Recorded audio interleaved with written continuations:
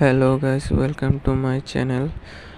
আজি আমি কৰিম অনুশীলনী 3.1 প্ৰশ্নসমূহ 1 পৰা 5 লৈকে 1 নম্বৰ 2 নম্বৰ 3 নম্বৰ 4 নম্বৰ আৰু 5 নম্বৰ প্ৰথম প্ৰশ্নখন হ'ল প্ৰথম 10টা স্বাভাৱিক সংখ্যাৰ গড় আৰু প্ৰসাৰ নিৰ্ণয় কৰা সলভ প্ৰথম 10টা স্বাভাৱিক সংখ্যা হ'ল 2 3 4 5 6 7 8 9 10 ইয়াৰ গড় মান উলিয়াম তোমালোকে জানা চাগে আটাইতকৈ সৰু স্বাভাৱিক সংখ্যাটো হ'ল 2 গতিকে 2 ৰ পৰাহে লম তো ইয়াৰ গড় মান তো গড় উলিয়াবৰ কাৰণে আমি যিমান কেইটা সংখ্যা আছে গোটেইকেইটাক প্লাস কৰোঁ তাৰ পিছত কিমানটা সংখ্যা আছে সেইটো গণি সেইটো দি ডিভাইড কৰোঁ ইয়াত 10টা সংখ্যা আছে সেইবাবে মই 10টা দি ডিভাইড কৰিছোঁ তোমালোকে গণি লবা কেইটা সংখ্যা আছে তেতিয়া এটো 55 হয় এটো গোটেইখিনি প্লাস কৰি 10 ৰে 55 ক হৰণ কৰিলে 5.5 ওলায় তো এতেকে গড় মান হ'ল 5.5 এতিয়া প্ৰসাৰক হ'ল 2 3 4 5 6 7 8 9 10 11 প্ৰসাৰক উলিয়াব লাগে 11 - 2 কৰিম কাৰণ 11 আটাইতকৈ ডাঙৰ আৰু 2 আটাইতকৈ সৰু তো আটাইতকৈ ডাঙৰৰ পৰা আটাইতকৈ সৰুটো মাইনাস কৰিব লাগে তো ইয়াত 11 - 2 কৰিলে আমাৰ 9 ওলায় এতেকে প্ৰসাৰক হ'ল 9 এতিয়া প্ৰসাৰ 2 নম্বৰ প্ৰশ্নটো জিলাভিত্তিক খেল প্ৰতিযোগিতাত 12খন বিদ্যালয়ে অংশগ্ৰহণ কৰিছিল প্ৰতিখন বিদ্যালয়ে লাভ কৰা পদকৰ তালিকা এনে ধৰণৰ 11 দিয়া আছে বাকিকিটা চাই লবা দিয়া আছে প্ৰতিখন বিদ্যালয়ে লাভ কৰা পদকৰ তালিকা নম্বৰসমূহ দিয়া আছে 11 যেনে 8 11 13 6 এইবিলাকে তো প্ৰথম প্ৰশ্নখনত আমাক খুদিছে যে লাভ কৰা আটাইতকৈ বেছি সংখ্যক পদকৰ সংখ্যা কিমান এতিয়া আমি এনসাৰ লিখিম যেহেতু ইয়াত আটাইতকৈ ডাঙৰটো হ'ল 18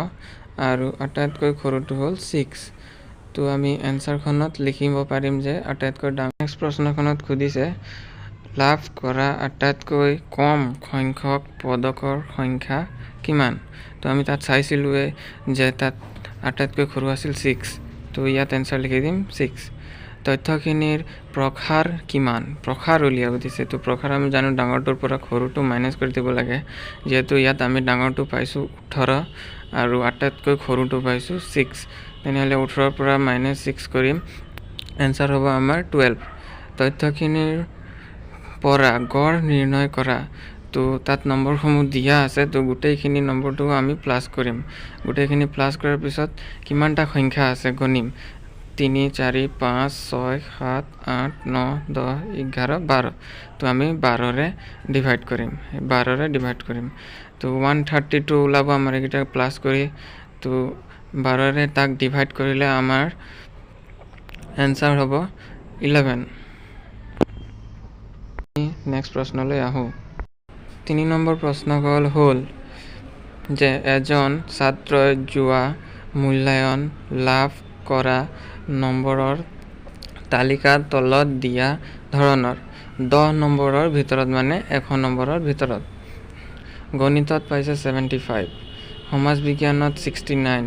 অসমীয়াত পাইছে 73 ইংৰাজীত পাইছে 67 বিজ্ঞানত পাইছে 82 হিন্দীত পাইছে 78 নম্বৰসমূহৰ গড় নিৰ্ণয় কৰা তো আমি গড় কেনেকৈ নিৰ্ণয় কৰিব লাগে আমি জানো আগতে কৰি আহিছো আগৰ প্ৰশ্নটোত কৰি আহিছো 7 গোটেইখিনি নম্বৰটোক লৈ আমি প্ৰথম প্লাস কৰো যেনে 75 73 82 69 67 আৰু 78 তো ইয়াত কেইটা নম্বৰ আছে 2 3 4 5 6 তো গতিকে আমি 6ৰে তাক ডিভাইড কৰিছোঁ গোটেইখিনি প্লাছ কৰি পাওঁ 444 তো সেইটোক আমি ডিভাইড কৰিম 6ৰে তো গতিকে 6ৰে তাক হৰণ কৰিলে আমি পাম 74 তো তোমালোকে কৰি চাই ল'বা এতিয়া আমি আহোঁ নেক্সট প্ৰশ্নলৈ নেক্সট প্ৰশ্নখন হ'ল যে এখন বিদ্যালয়ৰ যোৱা 5টা বছৰ হাইস্কুল শিক্ষান্ত পৰীক্ষাত উত্তীৰ্ণ হোৱা ছাত্ৰ ছাত্ৰীৰ সংখ্যা ক্ৰমে 40 62 68 44 52 গৰাকী বিদ্যালয়খনত উত্তীৰ্ণ হোৱা ছাত্ৰ ছাত্ৰীৰ গড় নিৰ্ণয় কৰা দিয়া আছে ছাত্ৰ ছাত্ৰীৰ সংখ্যা ক্ৰমে 40 62 68 48 52 তো আমি জানো গোটেইখিনিক প্লাছ কৰিম এতিয়া গড় উলিয়াব আছে যিহেতু তো গোটেইখিনিক প্লাছ কৰিম কিমানটা সংখ্যা আছে সেইটো তো ইয়াত ওলাইছে 5টা সংখ্যা তো যেহেতু আমি 5ৰে 270ক ডিভাইড কৰিম এইটা কাৰণ এইটা প্লাছ কৰি আমি 270 পাইছোঁ তো 5ৰে তাক ডিভাইড কৰিম তো এনসাৰ হ'ব আমাৰ 54 এতেকে বিদ্যালয়খনত উত্তীৰ্ণ হোৱা ছাত্ৰ ছাত্ৰীৰ গড় মান হ'ল 54 গৰাকী আমি আহোঁ নেক্সট প্ৰশ্নলৈ 5 নম্বৰ প্ৰশ্নখন আছে এজন ক্ৰিকেটৰ খেলুৱৈয়ে 8টা ইনিংছত তলত দিয়া ধৰণে স্ক'ৰ কৰে 77 41 101 59 136 47 খেলুৱৈজনৰ গড় স্ক'ৰ উলিওৱা এনসাৰ দিয়া আছে খেলুৱৈয়ে 8টা ইনিংছত স্ক'ৰ 77 41 এইকেইটা কৰে 41 101 59 136 47 স্ক'ৰ কৰে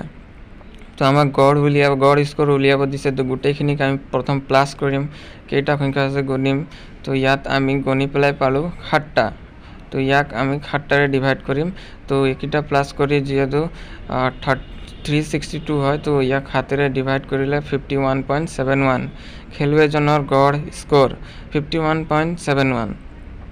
তোমালোকে যদি পাৰা এটো লিখিবা নোৱাৰিলে এটো নিলিখিলেও একো নহয় তো আজিৰ ভিডিঅ'খন ইয়াতেই